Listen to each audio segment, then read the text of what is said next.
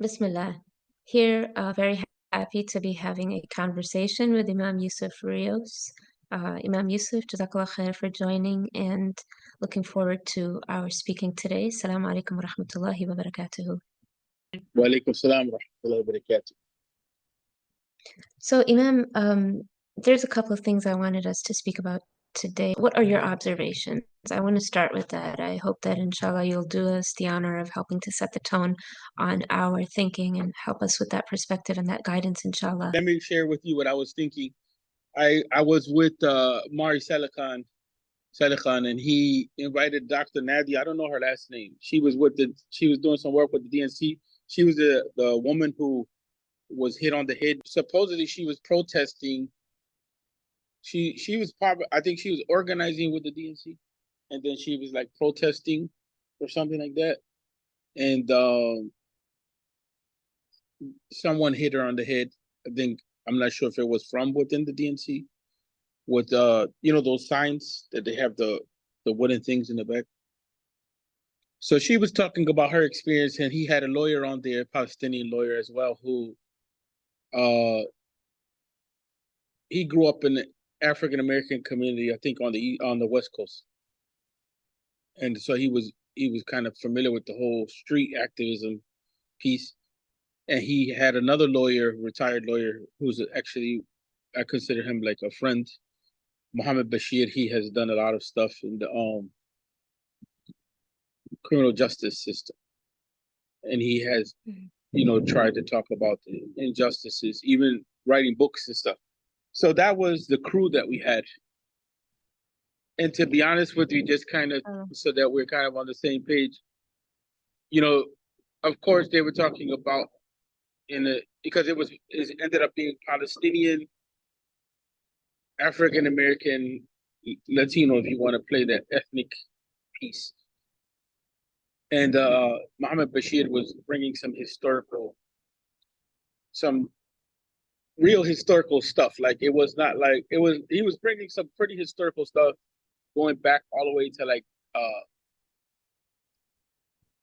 Fannie Lou Hamer and what had happened with the presidential election at that time period and how she was marginalized. So to bring stuff into kind of like summary piece, we talked a little about what happened in Detroit with the Yemeni community. In reality,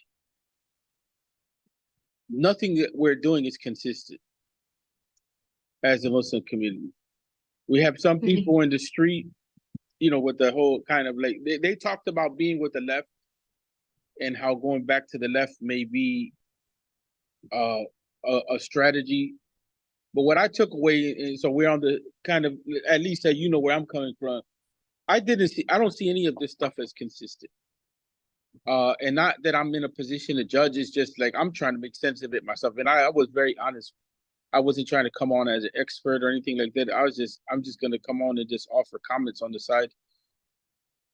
The strategy that the Muslims took after 9/11 to join the Democrats, it was never really solidified 100%. And one of the core conclusions that I was pushing, aside from that, supporting conclusion that we're not consistent. One of the core conclusions was that we want someone to do the job for us. So we want to hand it off. So we want a president to come and solve our issues. You know what I'm saying? We want to it's very typical overseas, not to be offensive, but it's typical overseas mentality. I didn't say it like that because it wasn't the forum to say it. I'll talk to you like that because I think I can talk to you from the heart. But I told them, I said, we want someone to do the job for us. And then part of what I was saying was that to support that idea, I was like, we're not consistent. So for instance, the Muslims entered the Democratic Party, even to the point where Muslims are in Congress. But after, if those congressional reps don't do what the people want, See what I'm saying? Is the same mentality. Then it's like, we can't deal with you. Well, that's not how it works. You know what I'm saying? You're not building. Right. You know, the thing that Mohammed Bashir, the lawyer, was saying, retired lawyer, he was saying, we have to. Everybody was agreeing we have to build power. But Mohammed Bashir was like, how you build power is like, when you're building power, you're building power. You have to be serious that you're building power. It's not a game. You know what I'm saying? Like, you're building power and you're going to make mistakes along the way because you're grabbing power. So I felt what I got out of it was that when I was listening to the sister as well, I felt bad, but I was like, you know, you're shifting models. You're trying to bring a protest model to a political party, and the political party has its goals, and the protest model or the grassroots model has its goal. Mm-hmm. And so I feel as though the Muslims have an opportunity and had an opportunity to put a lot of pressure on the Democrats to change the party because they're already in. You see what I'm saying? So, and I'm not saying I'm 100% pro that. I'm just saying what observation. I'm trying to, caveats here. So then now we shift to the Republicans because the Republicans are not LGBT. They think Trump will stop the war. Sometimes there's other personal issues like tax stuff comes out in reality. Like I've heard people say this type of thing. Maybe it's anecdotal evidence, but it's there. For instance, like a business is getting, it's good for business. They think that it's good for business. It's economic interests. Some Muslims are in a pretty good economic situation. They have, when you have like 3, 4, 5, engines of income, or when you're a doctor in the millions with millions of stocks and and your income, it's just where it's at. So then also, then this is my criticism of where some of this abandoned Biden stuff has come in at, because I saw some of that in PA, and it frustrated me where the Muslims were at. So I was like, first I was started off with the protest model, and then it was very difficult to move the Muslims. The ones that moved the whole protest thing were the non-Muslims, right? And so then I kind of saw what was going on. So then the event, people, because I had registered before for the Green Party. It was just kind of where I was at. It had nothing to do with what anybody was. I didn't even know that people were shifting in that direction. It was just kind of like being angry and not wanting to fall on either side. But the strategy, I'm really well aware of what that means strategically. So then that brings me back to the whole thing of the whole abandoned Biden campaign, which some of our imams pushed. They were not 100% going to the Green Party. They were telling people to vote for Trump. Some people in our circle, they were telling people we're going to vote for Trump. And it began to raise some concerns from the angle of, we have two issues going on. If you think the genocide is only because of a president, like in reality, do we really understand the political system? Like, that is bizarre. Like that's bizarre to me. The other issue is no concept of the ramifications of what that means internally in the country. You know what I mean? We're in a quagmire with the LGBT thing because it's a rights issue and it's a minority rights issue, and it could snowball that if you attempt to take away rights from one group in a secular society, it can mean that you strip another group. I'm not saying I'm right. I'm saying like these things have to be like discussions, and some have discussed that. So where I'm at, to conclude, if I'm making sense at all, is that we really haven't been consistent to anything, although I agree with a multipolar strategy. I definitely agree with a multipolar strategy. I'm all pro those that can be, in the grassroots, which the only ones that I've seen at least from the Palestinian side of things, has been the non-religious. It's been the more communist leaning Palestinians. They're like super effective at organizing. Like I've seen them. Remember the group that was coming out of Rutgers, the Palestinian lawyer? Nora. Yeah, that camp, they play for keeps and they know what they're doing. Legally, you don't have to agree with their position, but when they come out playing hardball. So when you, if I can jump in for a second, you started by saying that there's a lack of consistency, and I guess I would just want to go take it one step back and see like what should be the aim at this moment. If we're gonna aim for unity and establish a community and set some community norms about being in a community, but not everyone is the same on every issue. And if that's being done as Muslims, right? Because I feel like people are already at the third and fourth step, which is political power, right? Yeah. Influence. But there has to be a sense of history if one is going to have a sense of the present. So, alhamdulillah for the shift and the change and the openness over the past year since the devastation in Gaza, like people are adopting different methodologies and positions to be pragmatic and to be coalitional, which I think is great because I think that that's the basis of a common good. And if you're going to be a political actor, one way to do that, I think, is say that politics is all private interests and they're all competing. I'm one of them, and I'm going to make my slice of the pie as big as possible because from that position, I can protect our rights as a community. I can, have our morals be accommodated and the structures and the changing culture of society, right? Like there's a benefit to having that power in society.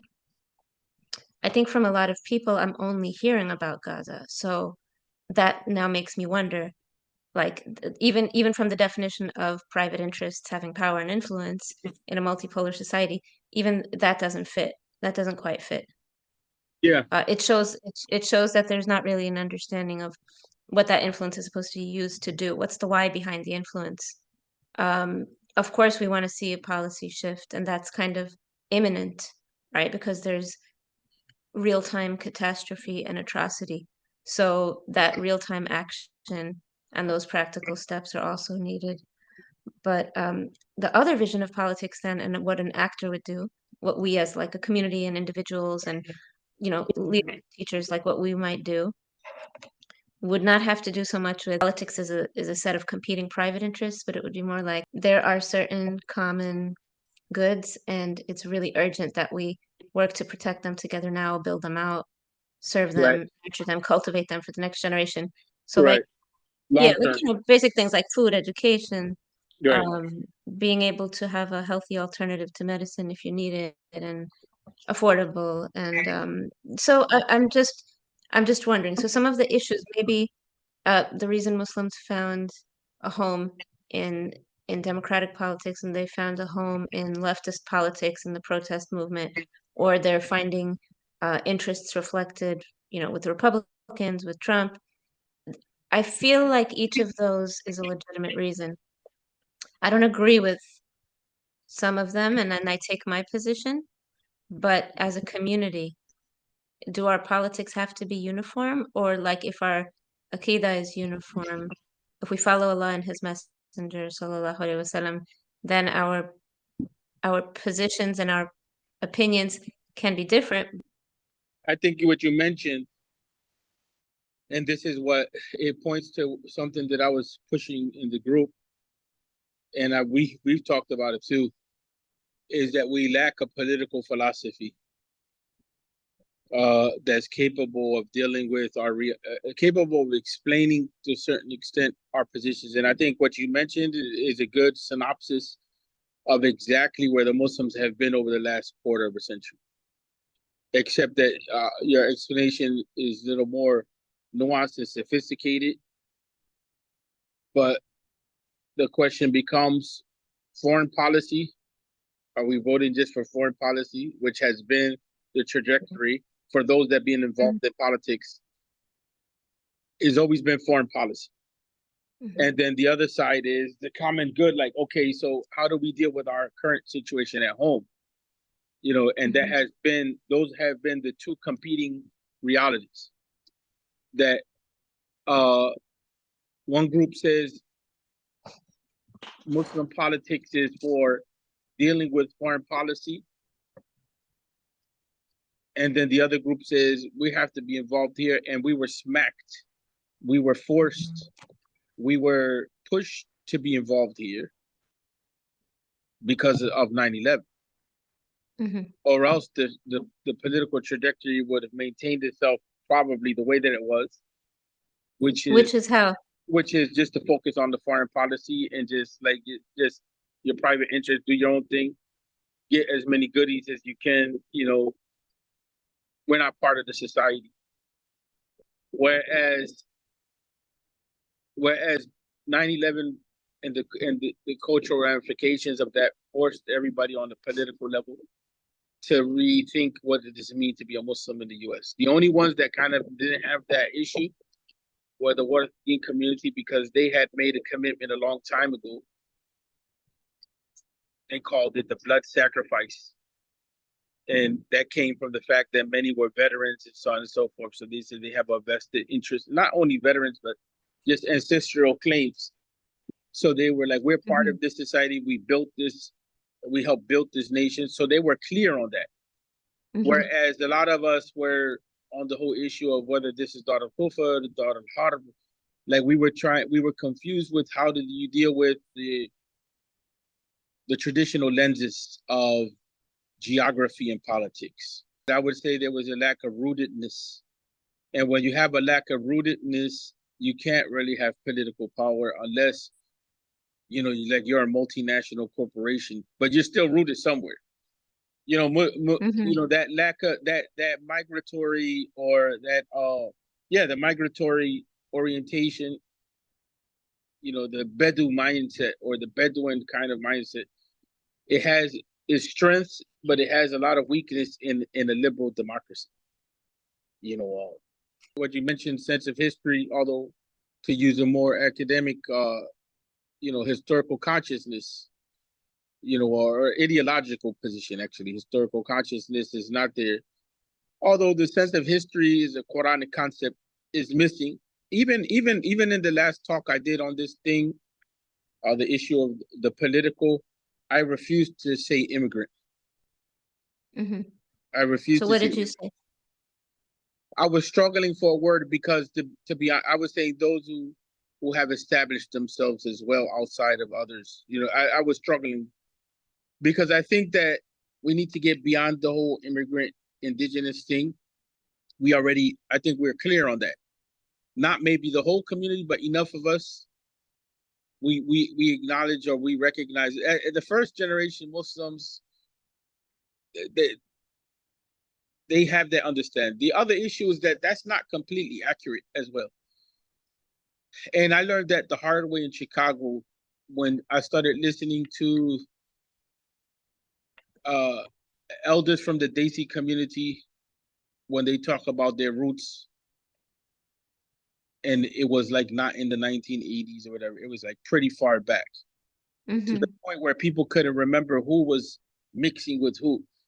And then we have the whole Ottoman carryover phenomena. Which is what? Which is what you had Bosnians and Albanians and you know, in this country, like way back. You know, oh, I didn't know. So you know, I think yes, we have to preserve the African American contribution and the African legacy without a doubt. I think if we X that out, we're gonna always run into problems because it's going to cause us not to have historical continuity. And plus, this is not 100% an immigrant community like the UK. You know, Muslims in different ways contributed to the building of the US. And the more and more that we do historiography in an archival way, we're beginning to discover that. We're beginning to discover that we don't even understand our own narrative. And then Islam in the Americas overall, that's a whole other dimension, which gives us a different type of understanding of ourselves and what that means. So I think that work, that sense of history, has to push us to do that work. Like, for instance, when we were able to call on the Quran that Thomas Jefferson had, that was a complete how should I say that was like an impactful move that had historical rootedness, that showed that you cannot whiten the narrative to exclude the Muslims or exclude Islam. The white here is an ideology. We're not talking about necessarily race. It's an ideology. So it paints a certain type of nationalist concept. And so it's like that showed that even going back, to the founding fathers, Islam had some impact. When you start talking about Morocco recognized the U.S. And as the U.S. was aiming towards independence from Britain, Morocco recognized the U.S. That's historical stuff. So, I think that the work has to be done there to clarify that the narrative includes Muslims, and it's not like a liberal rewriting of history. Like, it is, understanding history on its own terms. It's a critical history. Yeah, I think that's important. It's important to understand these different phases. Why? Because our sense of rootedness is at stake here, where people are trying to say that we really are not part of the landscape. We're new to the landscape. And so they can exclude or include. The other issue is that the different phases of that historical trajectory, which make up our identity or make up our set of experiences, that needs to be clarified. Why? Because our sense of political philosophy has to change at this point. We have to cultivate it and develop it further, because we're not clear on what we're doing. We're not clear on what we're doing when it comes to playing the power game or engaging. We're also not clear of how to use the microphone. Like Imam Jamil Alamin, Hafidullah, was part of the Black Panther Party, was saying, like, whoever grabs the microphone is speaking for all of us. It's not just speaking for himself. So that grabbing the microphone, especially at the political level, that's not to say that you have to speak for all of us, but you have to be conscious that you're at least impacting all of us. You know what I'm saying? So what happens? And on some level, representing all of us. Yes.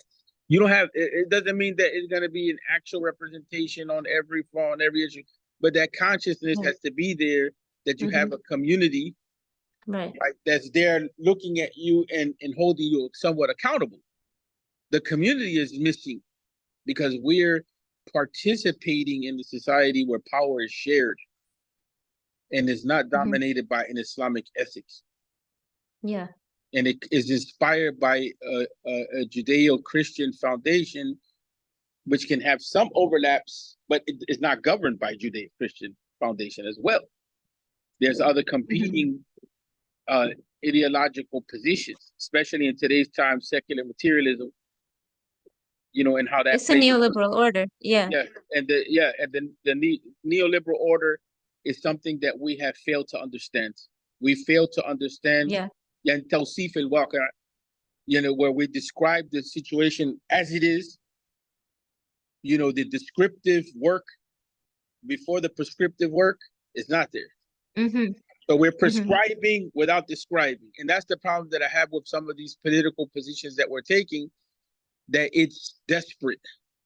It's desperate. It's not thought out. It's not calculated. It's not methodological.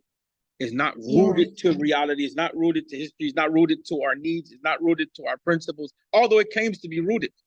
You know what I'm saying? It claims to be rooted. But going back to what you were saying, the whole issue of the common good, we don't have a political philosophy that we're clearly saying we're operating from this. We claim that we're operating from an Islamic philosophy.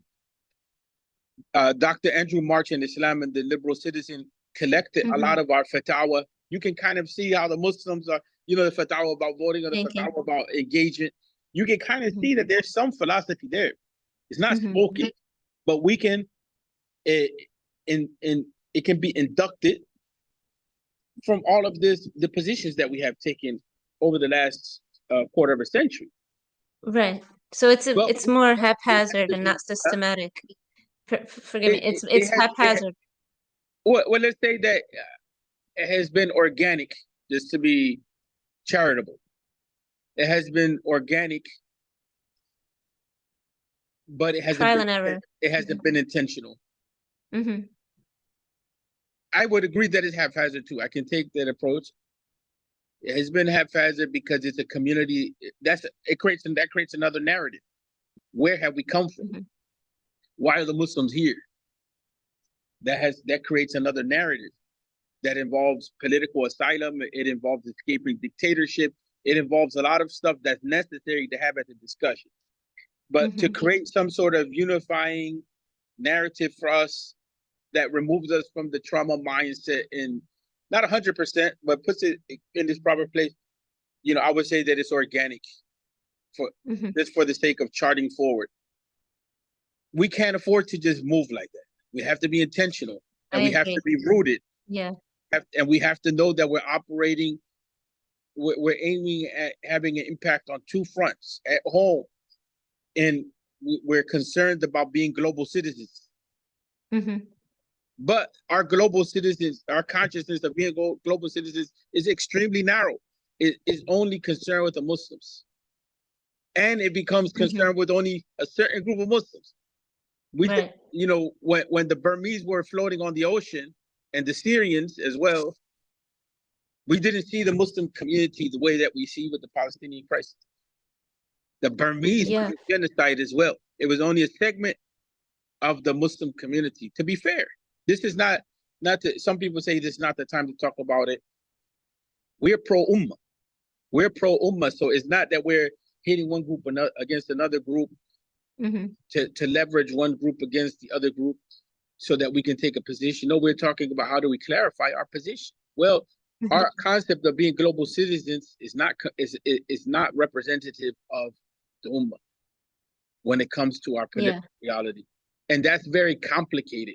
To be effective at that level, that needs a series of discussions. Because right now we have two major fronts, and we haven't been able to do anything with them. When it comes to the Desi community, which that's an American reality as well, which is the unifying of the Pakistani and the Indian and the Bangladeshi community and all the other smaller groups that come along with that, the Kashmiris and Balochistanis and all of that. Afghanis, Yes, and Afghanis, which a lot of times Afghanis have suffered the brunt of a lot of what has gone on over the last 25 years. But just dealing with the politics of what goes on in that part of the world is not too much different than what's going on in Palestine.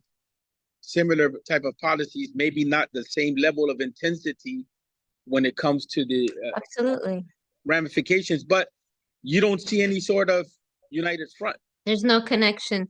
I would add, Imam, that lack of global consciousness and being a global citizen, the same is true for the domestic side of the politics, right? Like, what are the rights that are being sought? And earlier you were saying, if you don't have a systematic, intentional philosophy, that's been adopted from which the methods can be sought out and then applied, in the specific historical circumstances of that day and that situation.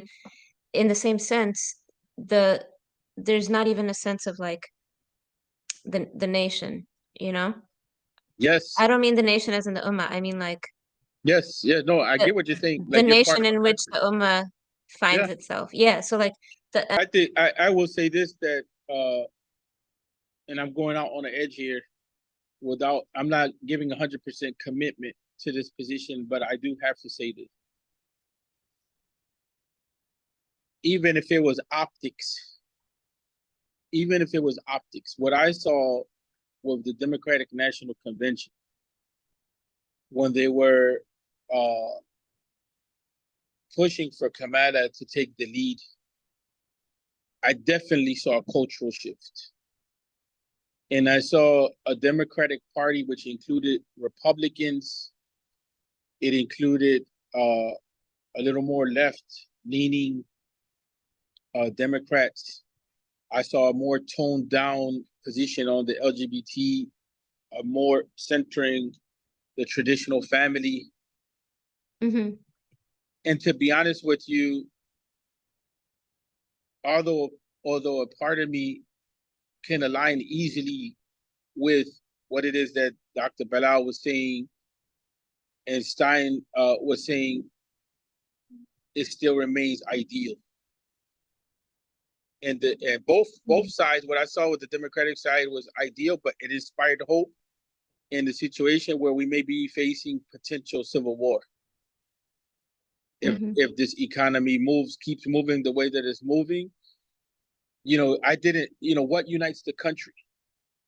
At least to give some security, and what talks about some of the social issues and what can accomplish some of that. I think that this is what I was saying to you about being committed. Like, I think the grassroots work, the grassroots type of stuff, which is kind of where the Green Party's coming from, it still needs a lot more work on the ground. And I think that they're better off on the ground putting pressure on the system than thinking that they're going to capture votes, because that's not where the country is at. The country is not there 100%. Like that's going to take some time before the country can get to that position.